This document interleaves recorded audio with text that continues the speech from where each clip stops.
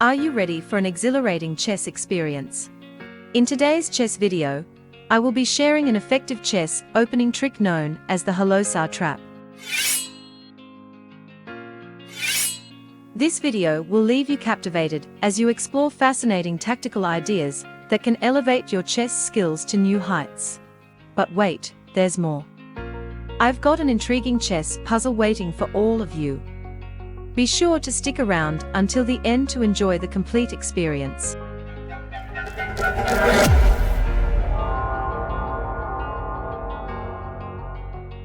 Let's dive into the Queen's pawn opening, d4 d5. We start by offering our e4 pawn, which Black gladly captures. This opening is commonly known as the Blackmar-Diemer Gambit. Now, we play knight to c3, putting pressure on the e4 pawn. Black responds naturally by developing their knight to f6. Next, we present another pawn sacrifice with f3. Black accepts by capturing the e4 pawn. Typically, the conventional response would involve recapturing the pawn with our knight, but we have a different plan in mind. Instead, we capture the pawn with our queen. This move presents an additional pawn, indicated here, and is referred to as the Ryder Gambit, or the Halosar Trap. Black naturally captures with their queen.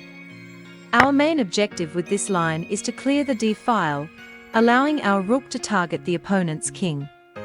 Therefore, the most logical move in this variation is bishop to e3, attacking the enemy queen and simultaneously preparing for castling, which will activate our rook on the open file. Now, let's shift our focus to Black's perspective. It's clear that Black needs to relocate their queen since it's under attack, and they also anticipate our intention to castle. At this point, Black has a cunning trap at their disposal. They can play b4, targeting our pawn. If we proceed with castling, although our pawn will be safeguarded, Black can execute a clever move, bishop to g4, putting pressure on both our queen and rook. That could indeed be a troublesome situation for Black. But let's analyze the possibilities.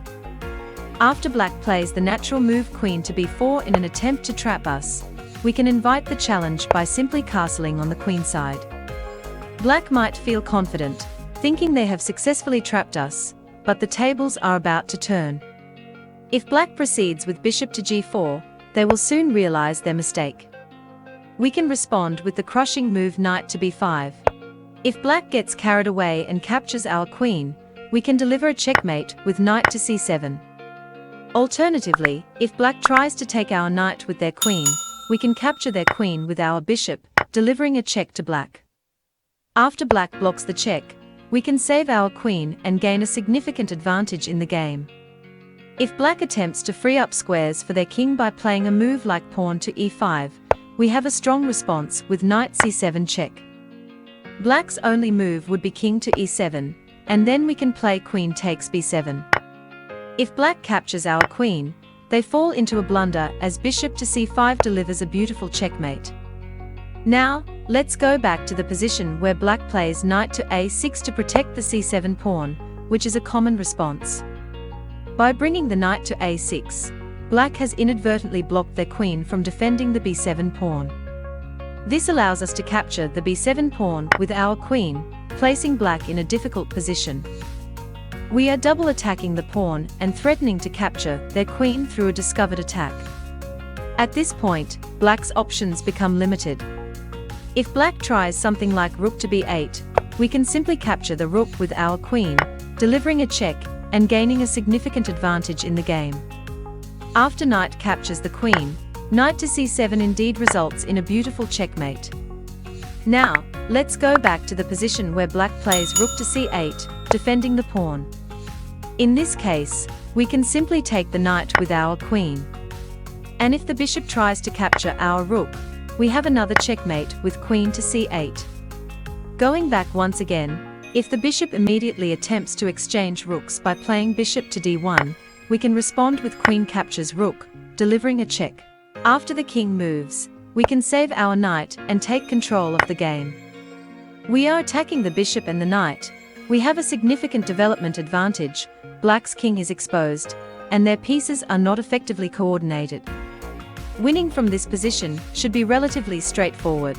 Now, let's consider the best move for black in this position, which is queen to e4, double attacking our queen and the bishop. Black is aiming to exchange queens and mitigate the damage. However, we should not take the queen. Instead, we capture the knight and continue to threaten the weak c7 pawn. If black tries to capture the rook first, we can simply take the bishop. After rook to d8 check, we can block with our bishop, maintaining a significant material advantage. Therefore, capturing the bishop with the rook is not a good idea for black. Going back to the position, it is clear that black needs to capture the bishop with his queen to give a check. In response, we move our king to b1. Now, black needs to address the threat to the c2 pawn, so they play queen to c5 to support it. We continue our attack by playing queen to b7, attacking the rook. If the bishop captures the rook, we respond with queen takes rook, delivering a check. The king has only one possible move, which is to d7. To counter the checkmate threat, we block with our knight by moving it to c3, simultaneously attacking the bishop. At this point, white has a decisive advantage. Black's pieces are inactive and unable to contribute effectively, while white has multiple attacking options to exploit the exposed black king. We can bring our bishop into play with tempo, our knight can jump to f3, and our rook can join in the assault on the vulnerable king. Overall, this position gives white a strong advantage. Now, let's consider what happens if black plays rook to c8. In this case, we can capture the a7 pawn with our knight. The bishop cannot capture the knight due to the threat of queen to c8 checkmate. So black plays bishop to f5, double attacking the c2 pawn. However, we can activate our bishop by playing bishop to b5, delivering a check. The king cannot move, and if black blocks with the knight or the bishop, queen to c8 results in checkmate, ending the game. Looking back at the position, while the most natural move appears to be queen to b4, the best move, which is harder to spot, is queen to g4. Black should aim to exchange queens, and white should not allow that to happen, considering the material advantage of being 2 pawns up. From there, white should focus on continuing with their development. This should lead to an even game, or perhaps black may have a slight advantage. Nevertheless, this opening trick is definitely worth trying out in your games. Now, it's time for a puzzle. In the given position, it's white's turn, and you need to find the best move for white. Share your answers in the comments, and let's see how many of you can solve it correctly. Also, don't forget to like and subscribe to stay updated with future videos. Take a moment to check out the other videos appearing on your screen right now. Thank you for watching, and I look forward to seeing you in the next one. Take care and peace.